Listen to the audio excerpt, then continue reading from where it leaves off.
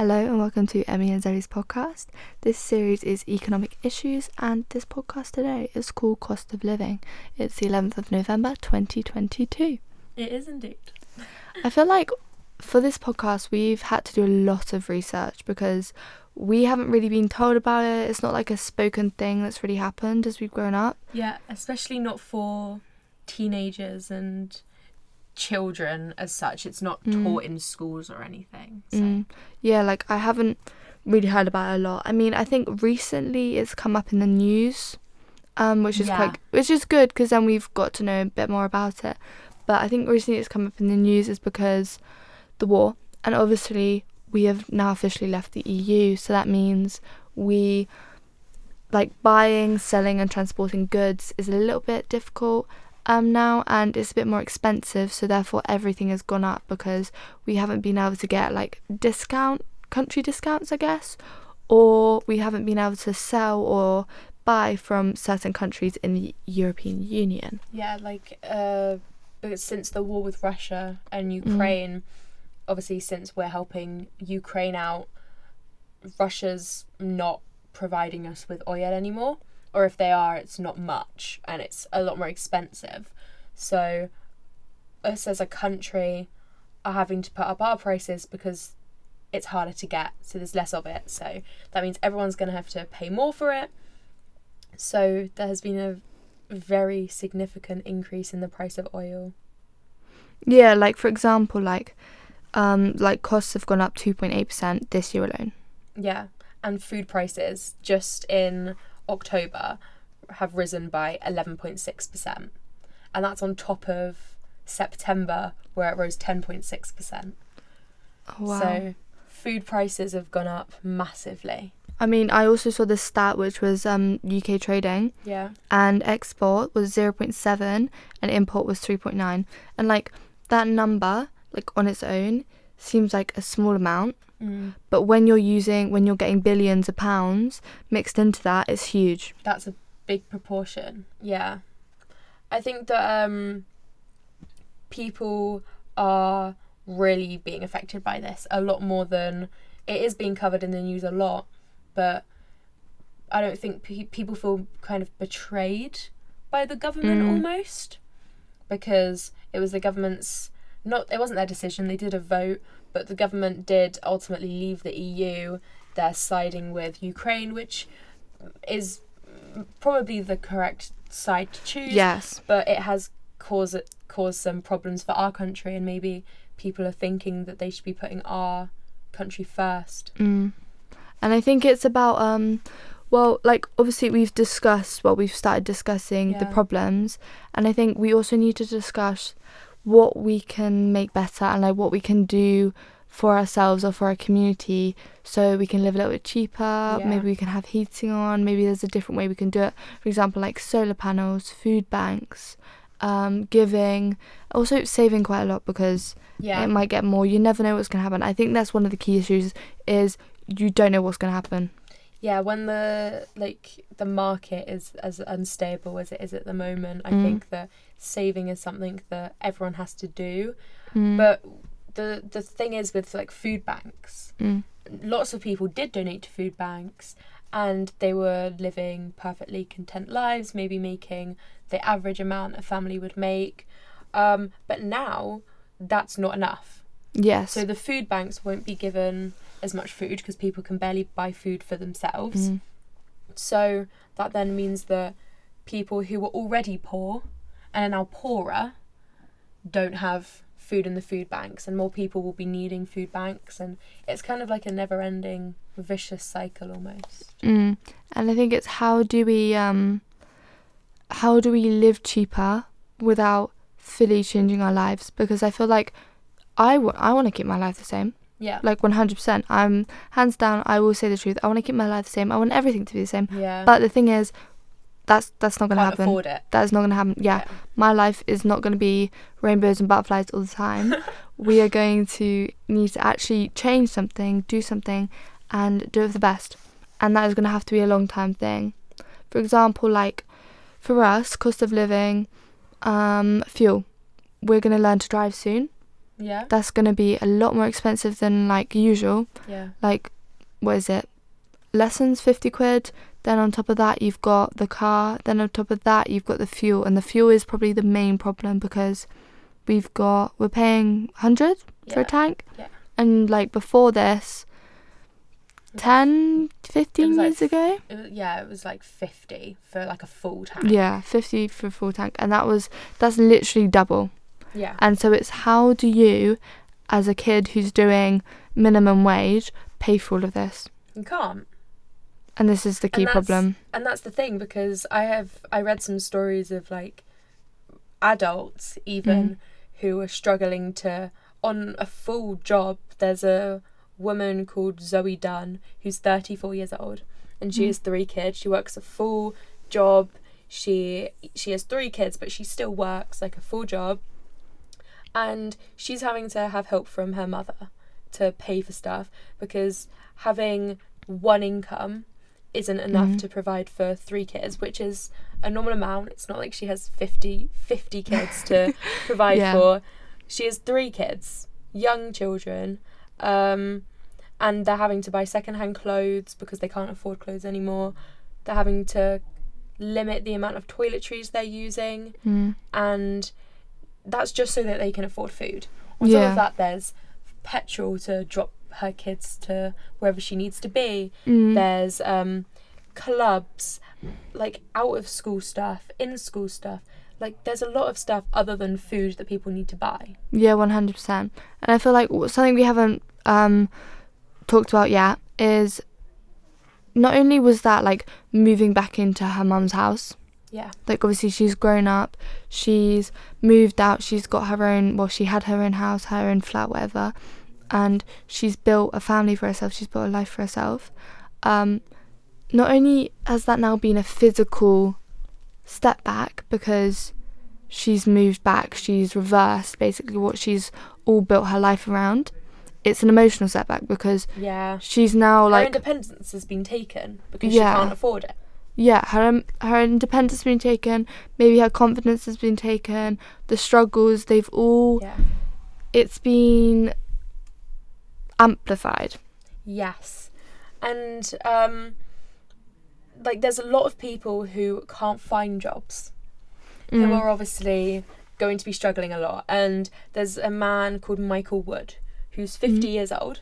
So lots of his friends may be thinking about retiring, or have retired. Yes. Depending on their job. And he is still working, but he's saying that he's working and he is finding it hard. So he said that he feels sorry for the people who aren't working because he can barely afford to live and he has a full-time job, and he thinks that the government are only thinking about themselves and not the average person on the street. I think it's a really difficult topic to talk about, obviously, because we are not the government, so we don't have both sides of the story. I think personally the government are trying, but they could try more. Yeah. There is definitely leeways that they have not gotten down yet. Yeah, the government has released a statement that said that they are planning to hand out £324 to millions of families to help with like energy and stuff like that. But at the end of the day, when prices have increased 11%, over 11% just this month, that's not going to go very far. Exactly, and especially because I think it's £150 for council estates, and even that doesn't do it. Yeah. So because of the cost of living, 1.7 million households could be pushed into homelessness this winter. Yeah, and I feel like that is a huge problem, and I feel like we need to go into depth with that, like so much more. And that is what we're going to be doing for our next podcast. So thank you for listening. That was Emmy and Zoe doing cost of living. Yeah. Thank you. Welcome. This is Zoe and Emmy's podcast, and we are doing homelessness today. It's the 11th of November 2022. It is. Yeah. So we did touch on homelessness a little bit right at the end when we were talking about cost of living. We both think that this is definitely something that we need to go into a lot more detail about. Yes, we thought we'd do one literally individually on homelessness because there is a lot going on. Like, for example, 1 out of 5 teenagers become homeless. Yeah, and that's a lot. And there's about 1,853 homeless people in Reading alone, and it's a town. It's a town. It's not even a major city like London.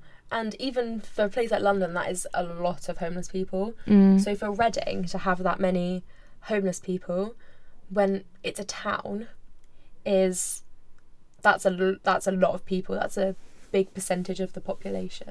Exactly. And I think we should talk about what society has made homelessness like. Yes. I think views on homelessness is negative. They're really bad. You're not going to go up to someone and you're not going to go up to a homeless person. You're going to sit down and be like, right, let's have a chat. Yeah, what's going on? Exactly. Because we have grown up as you don't make eye contact, you walk. You don't give money. Exactly, don't give money. That is the key thing I think we've always been told. And that is 100% understandable. Yeah. But it's the fact is, we don't give money because we think it's going to go towards drugs because society has said homeless people are drug addicts. Yeah. And there is some truth behind that because obviously addiction, a stereotype is not going to be made by lies. Is the number one cause of homelessness. But also, how has that addiction happened?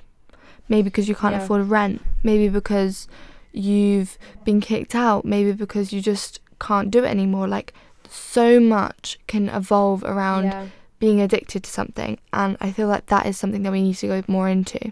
Yeah, I mean, there's so many causes for homelessness. Like, whether it be, maybe it is addiction, maybe that is a mistake they've made and now they're having to live with that mistake. Yeah, like, deal with it. Yeah, but housing is so expensive at the moment. Yes. There's poverty is growing massively, and there's just things like family issues. Yes. If a teenager, there's so much child poverty. I mean, 1 out of 5 teenagers become homeless, which is so much. If a child our age, for example, if a 15, 16-year-old kid gets kicked out of their home, what are they going to do? Yeah. They've got nothing to help them, no funding, no money at all, no experience. Yeah. They've not been taught anything, and that is a problem. Yeah, a minimum wage job isn't going to get them a house. That's not going to solve you anything, yeah. And I think if we go back to talking about finding housing and stuff, I think we should talk a little bit more about like council housing, because, for example, it takes 8 months to really be on the main list, and that's 8 months of homelessness. And for example, homeless people are 17 times more likely to be victims of abuse and violence from public people walking by, and I just think that's gross. Just because they're living on the streets, because they can't afford housing. Exactly, and that is, the government are trying to do something about it, but people who are causing the abuse are doing nothing. Yeah, the public don't really care, and the government is trying to help. I mean, obviously there's food banks. And there's a problem with money, because a homeless person costs £40,000 a year for the government. Yes. And that's a lot of money, especially because I mentioned there was thousands. Yeah, there's 1,853, just repeat that statistic. In Reading alone. In Reading alone. Yeah, and there's about 8,236. And that's probably gone up by the time I've researched that before. Yeah, just in the UK. And I think if I go back, it's like there's a physical problem here. And it's very clear. And it's, what do we do about that? Because obviously we've got facilities that we can host people in. Some people can take people off the street, and that's lovely, but not everyone can. Yeah. Not everyone can afford it, and they're just getting by. And it's, so how can we help? By maybe like doing small things, like giving money, giving clothes, giving food, just things like that. And then also having a chat with them, maybe not just ignoring them completely, because I feel like being one of the main causes for homelessness as well is being mentally ill. Yes. And being homeless because you're mentally ill is not going to help you whatsoever. It's going to make things worse. Yeah, and because the suicide rates are so high. Homeless people are 9 times more likely to take their own life. And I just think that's crazy. For example, the average age for a homeless man is 46 and 42 for a woman. Yeah. That's not even half. That's not even half for 100 years. And that's like an average. Yeah. I mean, having 9 times more likely, that's a lot. Yes. That's a lot more chance. And if you think about the suicide rates as it is, having a big majority of those people being homeless that's not good. There needs to be something to help that, but the support system just isn't strong enough. And I don't think it can get that strong because of how many people there are. Yeah, and I think something that we should, from a young age, be taught is having a kind of like a net. Yes. So right now, if I was living in a flat on my own and I lost my job, I can't afford the rent, so what's going to be my net? Maybe it should be my savings. Maybe I should have the government like helping me with some scheme or something. Maybe I should have a family like loom to help me, but I don't have anything, so how do I create that? Yeah. Or what can I do so I understand the importance of having something like that? Yeah.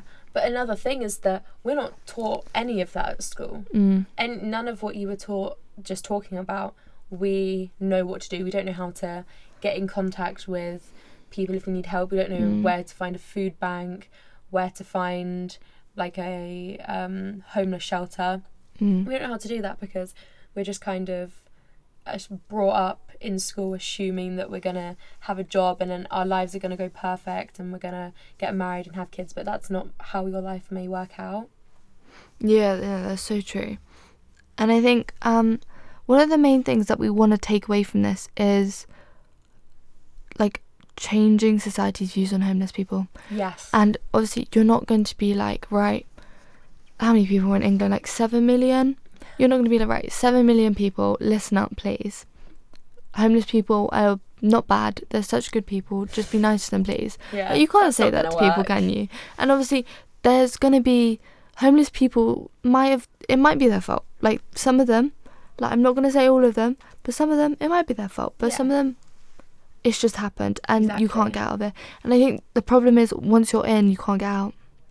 Yeah, because unless help. Lots of people say like, oh, well, it's their problem, they haven't got a job. But to apply for a job, you need an address, you need a telephone number, you need to look presentable for an interview. And if you're homeless, you're not going to have an address to write down, you're not going to have access to showers or perfume or clean clothes. And like things that they can, like if they can get that, how are they going to get that? They need to ask for help.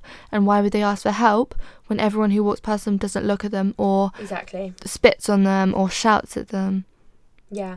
It's a problem that society has created because we weren't raised 1 billion years ago thinking in the future when homeless people are around, they're all going to be horrible people. Yeah. It's just something that people have kind of assumed, and it's a bad assumption. Yeah, and I've also just been thinking like there's a giving part, I think.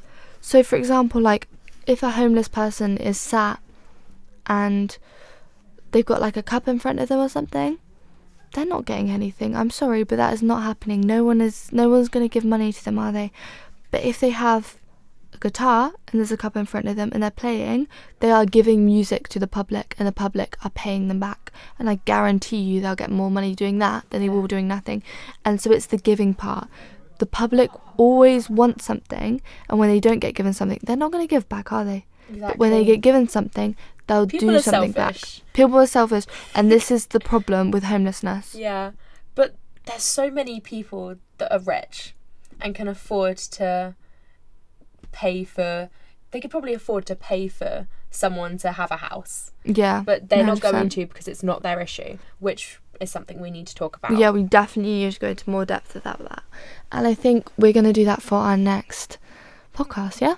Yep. So thank you for listening. That was Emmy and Zoe's podcast, and that was on homelessness, and that is the 11th of November 2022. It is indeed. Thank you for listening. I'll just wait for 20. Why are they being so loud? I don't know. It's really annoying me. I know. I don't even know who these people are. I've never seen them in my whole entire They're life. just sitting there. Oh no, Adam's there. Oh, okay, that's fine. Right, Shab, we got 3 seconds. Hello and welcome to Zoe and Emmy's podcast. This series is economic issues and we are doing The Richer Gets Richer. It's 11th of November and it's 2022. It is indeed. Okay. So this is quite a big topic, isn't it? It's a massive topic, yet there's nothing on it. Yeah, everyone just goes, oh, they're rich, cool. Like, there's not a lot to really say. Talks about the things that they could be doing and the way they could be using their money that helps society more. And I think one thing is, well, the fact we need to think about is the rich gets richer and that means the poor gets poorer, and so the split is divided Even massively. Exactly. Like, it just keeps on growing. Yeah. I think one of the reasons people are rich is investing. Yeah. Like, for example, like Bitcoin or something. Like in these last 2 months, 7.1% investment has increased, and that's not even from like 0. Mm-hmm. And that's crazy. I think we should go back to talking about Bitcoin a little bit more. It was a huge thing. It was massive. And the thing it was a huge thing is because everyone could access it. Everyone had an opportunity to get rich. Everyone had an opportunity to grow and maybe to have that lifestyle at some point. It had the same appeal to people that the lottery has to people. Yes. Except it was easier to access and you could get richer. Yeah, but I think the thing is, the reason it died out so quickly is because people did not get richer. They got slightly richer, but they weren't rich. Yeah. Because as the poorer people get richer, the richer people get richer. So therefore, you're still in the same dynamic. Exactly. You're never going to reach the top. Although lots of people have reached the top and it's not spoken about. I mean, in my mind, when I think of millionaires, I think, there's a lot of millionaires. Yeah. I mean, celebrities are millionaires. Yeah. But billionaires, there's not that many. Yeah, definitely. But in this past year, 12 months ago, since then, there's 24 more billionaires. Oh, that's just crazy. In 12 months, 24 more people have become billionaires. Yeah. And it would take 400 years of an average household to reach that 1% of people that are billionaires. And I think the reason you said 100 years, 400 years. 400, yeah. Is the reason you're rich is not because of yourself. No. That is the main reason, is not because of yourself. The main reason is because your family is rich. If your family is rich, they'll pay for higher education. Therefore, you get a higher paying job. Therefore, you're rich, etc., etc. It's a cycle. The same with public education, lower paid job, lower paid income, round and round. There obviously are going to be exceptions. There's exceptions to every single rule on the planet. Exactly. But that's the majority. And how do you change it? How do you give everyone the same opportunity without making it all about money?